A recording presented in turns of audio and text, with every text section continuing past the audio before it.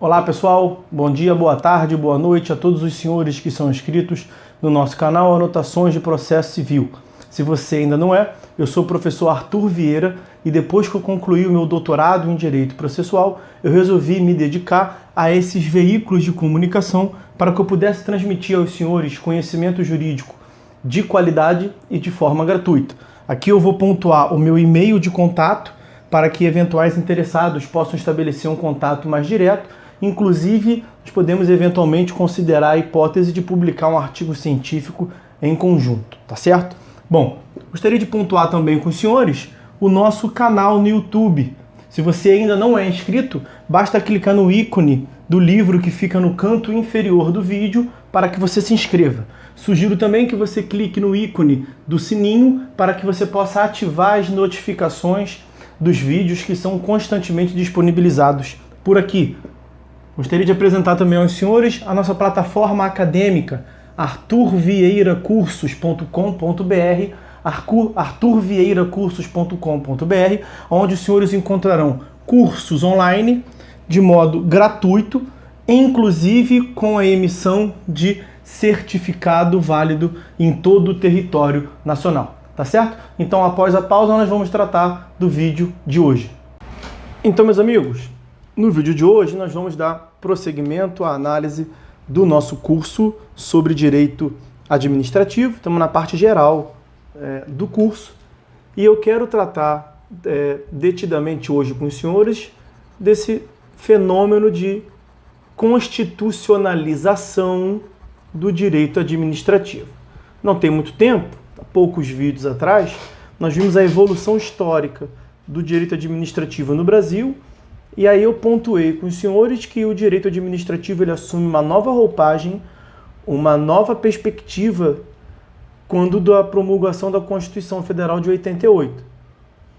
Na aula passada, nós mencionamos a relação que há entre a evolução do direito administrativo e, ao seu turno, os modelos de Estado. Não foi a aula passada, foi a aula retrasada. Na aula passada nós falamos sobre o caráter bipolar do direito administrativo, mas pouco importa. Nas aulas anteriores nós abordamos esses fenômenos. E eu quero ver com os senhores, detidamente, hoje, essa consideração a respeito da constitucionalização do direito administrativo. Bom, veja, nós tivemos, a partir ali da segunda metade do século passado, no período pós-guerra, a consagração de um novo fenômeno jurídico que é o do neoconstitucionalismo. Seria uma nova roupagem, portanto, uma nova perspectiva a respeito do constitucionalismo, um novo constitucionalismo, um constitucionalismo, vamos assim dizer, reforçado, 2.0, substancial, uma nova leitura, portanto, desse movimento constitucionalista. Há duas obras paradigmáticas a respeito do tema. A nível internacional, nós temos a obra do Miguel Carbonell, que talvez tenha sido o primeiro a ressaltar esse instituto de um modo sistematizado. Ele tem um livro lá chamado Dos Neoconstitucionalismos, os diversos, portanto, tipos de neoconstitucionalismo. Nós vamos ver que na Europa, pós-guerra, tivemos a promulgação de algumas constituições paradigmáticas nesse cenário. Temos também a obra do professor Virgílio Afonso da Silva. Virgílio Afonso da Silva, filho do insigne e tradicionalíssimo doutrinador Zé Afonso da Silva. O livro do Virgílio Afonso da Silva é chamado de A Constitucionalização do Direito como um todo. Claro que se aproveita bastante coisa, muita coisa aqui em relação ao direito administrativo. Pois bem, esse movimento do neoconstitucionalismo, ele tem basicamente essas principais características aqui.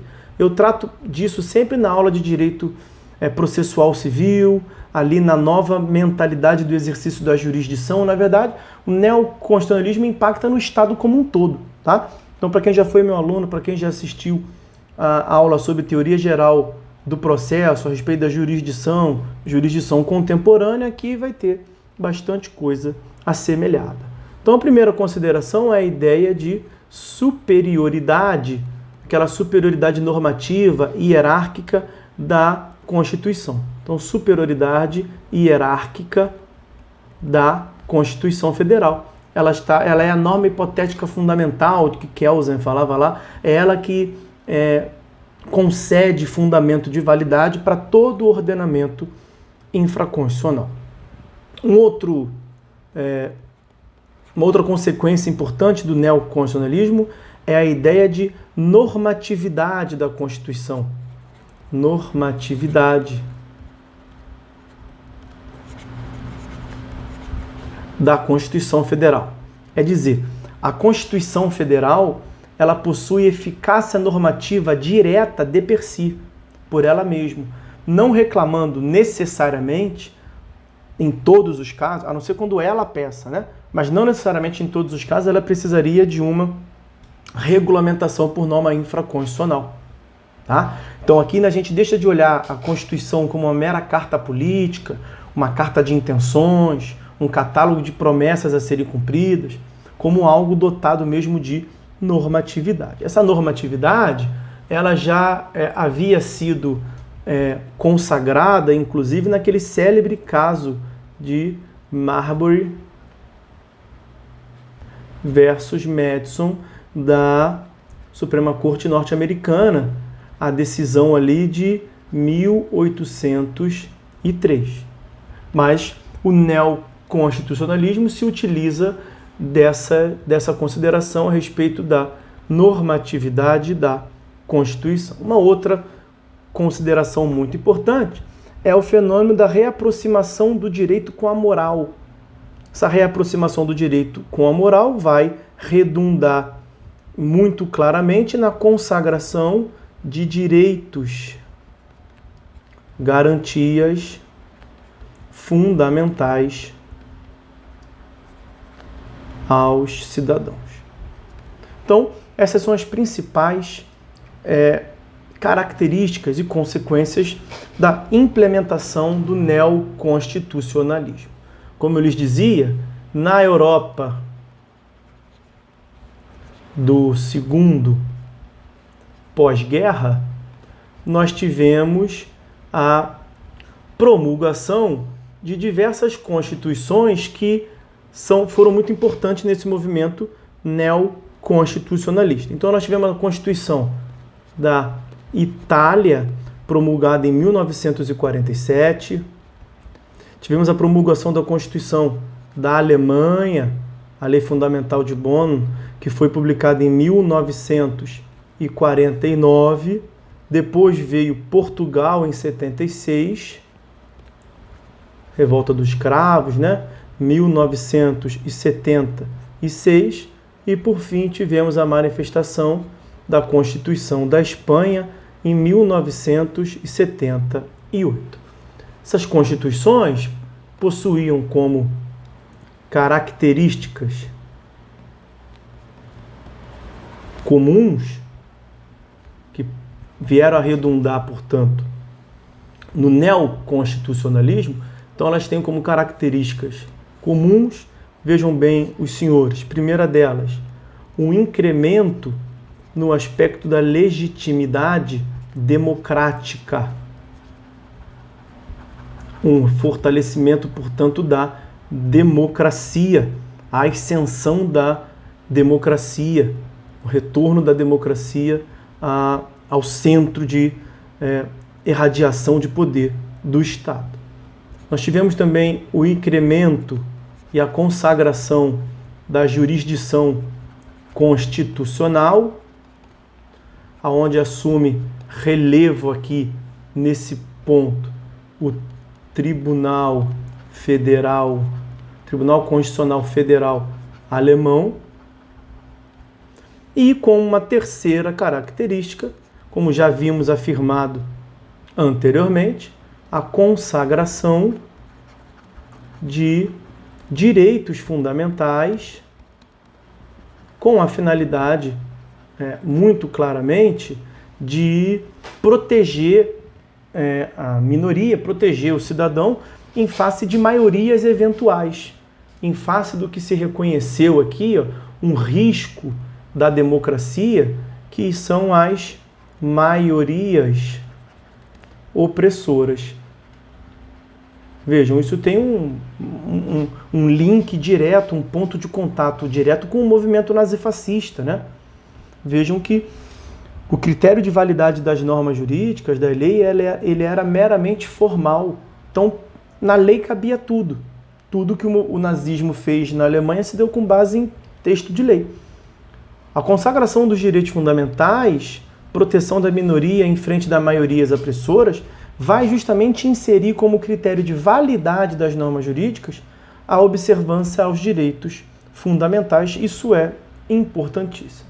E os direitos fundamentais, eles são consagrados, basicamente, é a tese de Robert Alexis, por meio dos princípios. Então, essa valorização dos direitos fundamentais veio a redundar, trouxe a reboque uma nova espécie de norma jurídica, vamos assim dizer, que são os princípios. Então nós temos aqui, ó, a normatividade, o aspecto normativo, a normatividade dos princípios. O reconhecimento, portanto, de que norma jurídica pode ser ou regra, onde há uma densidade normativa maior, densidade que eu digo de delimitação do âmbito, ou princípio. Princípio com uma norma mais aberta. Então aqui a distinção, a regra ela é de conteúdo semântico fechada, ao passo que o princípio ele é aberto. Há uma abertura maior. E aí acaba que o princípio ele é utilizado como uma forma de se compor valores diversos em uma sociedade plural. O princípio acaba sendo um modo de se utilizar, uma técnica legislativa capaz, portanto, de amoldar, de concretizar em um mesmo ambiente histórico, geográfico, cultural, diversos interesses e concepções distintas em uma sociedade plural. O pluralismo social, pluralismo cultural vem resultando cada vez mais, e já àquela altura, na divergência de concepções políticas mesmo, sociais, em todos os âmbitos. O princípio, justamente por sua abertura, por sua vagueza, ele consegue amoldar dentro dele as diversas concepções possíveis. E aí tem diversos benefícios essa ideia, como, por exemplo, nós temos o benefício da estabilidade da Constituição. Quando você prevê na Constituição diversos princípios, e princípios como normas jurídicas maleáveis, com vagueza, mais aberta, você permite ao intérprete que promova o que no direito constitucional se chama de mutação constitucional. Com base no mesmo texto, é possível se interpretar ora de um sentido e posteriormente em outro sentido, sem precisar mexer na Constituição. Então é aí que eu digo que há uma estabilidade constitucional nesse sentido. Estabilidade do seu texto, não necessariamente da sua norma, da sua interpretação final. Tá certo? Essa estabilidade do texto da Constituição, ela depõe a favor a respeito da normatividade da Constituição. Essa ideia de normatividade do princípio costuma ser atribuído que a normatividade dos princípios e a sua relação com os direitos fundamentais costuma ser relacionado à ideia do chamado casu lut. Então aqui, a valorização dos direitos fundamentais e a normatividade dos princípios vem a ser consagrado pela doutrina em geral, apresentado como casu lut, julgado pelo Tribunal Constitucional Federal Alemão. Então, pelo Tribunal Constitucional Federal Alemão. Qual foi o sentido, portanto, desse julgado? Vejam bem, Lut era um editor. Ele era, na verdade, o presidente da Associação de do clube de imprensa. Ele era o presidente do clube de imprensa de Hamburgo. E ele promoveu, ele liderou um boicote de uma obra ou de um conjunto de obras de um autor que era ligado ao nazismo. Então, depois de tudo que o nazismo tinha cometido, o autor era ligado ao nazismo e iria publicar obras ligadas ou que faziam menção ao nazismo. E aí Lutz, presidente do clube de imprensa de Hamburgo, começou a espalhar a ideia de que ninguém deveria assistir aqueles vídeos, aquele conjunto de reportagem que seriam publicados por aquele autor. Esse autor foi a juízo e conseguiu nas instâncias ordinárias uma proteção da sua obra em face desse boicote promovido por Lutz. Mas no Tribunal Constitucional Alemão, vejam, o fundamento de decisão das instâncias ordinárias, no caso do autor da obra, estava sendo aplicado sempre o direito civil, tá? Proteção patrimonial da obra. E aí vem o Tribunal Constitucional Alemão e determina que o Código Civil alemão ele precisa ser interpretado à luz da Constituição alemã, e a Constituição alemã consagra, protege o direito fundamental à livre manifestação de sua ideia. Direito fundamental à leitura, portanto, um direito fundamental de liberdade de expressão. Então aqui o direito fundamental de liberdade de expressão de Lutz. E com base nisso se deu ganho de causa a Lutz, interpretando que não haveria problema nenhum ele manifestar a sua expressão de maneira livre, no sentido de que as pessoas devam ou não assistir a obra X ou Y. Então, na verdade, é considerado pela doutrina o primeiro caso em que uma norma infraconstitucional, veja, àquela altura, tínhamos o movimento codicista, o Código Civil era o centro, o epicentro do ordenamento jurídico. A partir daqui, a lógica começa a mudar. A Constituição Federal começa a moldar a forma de interpretação do direito infraconstitucional, do direito privado, do direito civil mais precisamente. Então, decorre daí, como consequência direta, uma releitura de todo o ordenamento jurídico à luz da Constituição. Releitura de todo o ordenamento jurídico à luz da Constituição. O que veio a ser chamado de filtragem constitucional. A Constituição entendida como um filtro, e você passa todo o ordenamento infraconstitucional pelo filtro da Constituição, e o que passava se aplica, o que não passar ficou reprimido, é contrário, vai de encontro à pauta de valores, aos direitos fundamentais da Constituição Federal e, portanto, não deve ser interpretado. Então, seria aqui uma lógica de uma filtragem axiológica. Uma filtragem axiológica, com base em axiomas, valores fundamentais, com base nos princípios fundamentais do sistema. Vejam, o que isso tem a ver com o direito administrativo? Todo o direito administrativo passa por essa perspectiva de filtragem constitucional. Então nós teremos, vamos ver nos próximos vídeos, diversas consequências que decorrem dessa filtragem constitucional. A administração, por exemplo, deixa de ser entendida como um mero executor. O administrador deixa de ser visto como um mero executor de ofício da lei. Não, ele tem que executar, ele tem que primar pelos direitos fundamentais previstos na Constituição. Dentre essas diversas outras consequências que nós veremos adiante. O que eu quero pontuar aqui com vocês é o seguinte: nós tivemos em primeiro lugar, uma ampliação do controle da administração pública. Passou a se reconhecer omissões inconstitucionais do poder público na não promoção, na não consagração de direitos fundamentais previstos na Constituição.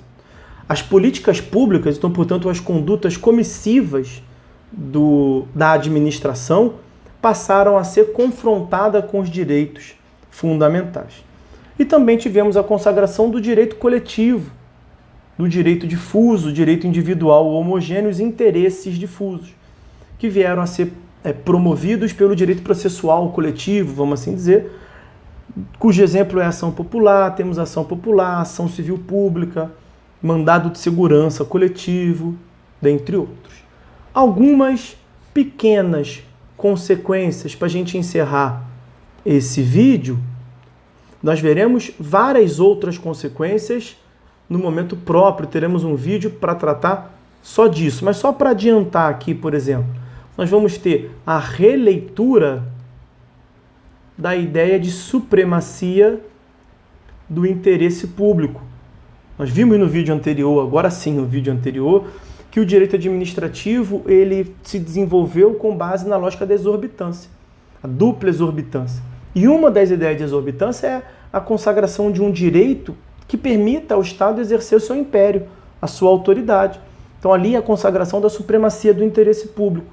O neoconstitucionalismo, a inclusão do direito administrativo na pauta de valores da Constituição, vai nos trazer uma releitura dessa ideia de supremacia, especialmente para a doutrina do Rio de Janeiro, para a doutrina fluminense.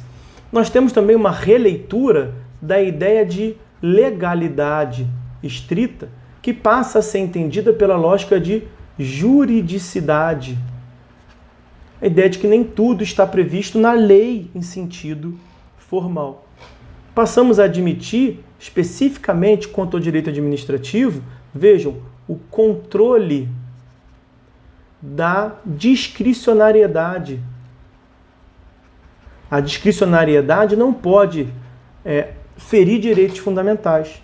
Então nós tínhamos uma pauta, uma afirmação da insindicabilidade do mérito administrativo, e nós passamos a admitir, em hipóteses excepcionais, o controle do mérito administrativo através de uma confrontação daquele mérito administrativo com a consagração ou não de direitos fundamentais.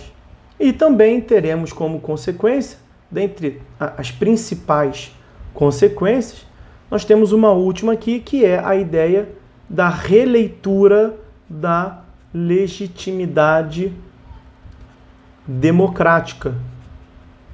E aí, nós já tivemos a oportunidade de mencionar, nós teremos o implemento da contratualização, da consensualidade, da participação dos interessados na consumação de atos administrativos. Então, nós temos basicamente o ato administrativo unilateral do Estado sendo substituído pela ideia de contratualização, de consensualidade na administração. Tudo isso decorrência, dentre outras que nós veremos adiante, de um reconhecimento de uma pauta de valores, de uma superioridade hierárquica, do reconhecimento de direitos fundamentais e atribuição de força normativa diretamente ao que consta da Constituição. Tá certo? Bom, então acho que podemos ficar por aqui. Essas eram as considerações que eu queria fazer com os senhores no que se refere à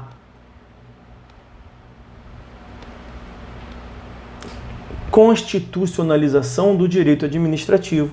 Está pontuado aí na tela para os senhores, tá bom? Então é isso, meus amigos. Vamos ficar por aqui. Tem mais coisas para ver adiante. Nós falamos aqui dos princípios fundamentais.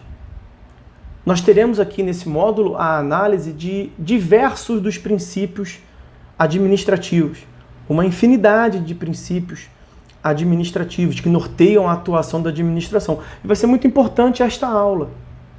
A concretização dos princípios fundamentais relacionados à administração pública nem sempre vai depender de uma regulamentação por meio do legislador ordinário.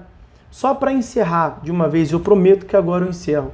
Vejam a ideia da proibição do nepotismo, que o STF tirou validou uma previsão do CNJ e afirmou que a moralidade administrativa já fundamentava de per si a proibição ao nepotismo, ao emprego de pessoas da família para atuar, pessoas de família do chefe do poder executivo, do gestor público, para atuar na administração pública, independentemente de aprovação em concurso público, independentemente do conhecimento técnico na matéria. Isso era imoral. E aí o STF proibiu essa conduta do nepotismo, mas não com base em lei. Aliás, se fôssemos esperar lei proibindo, são eles mesmos os principais beneficiados dessa conduta.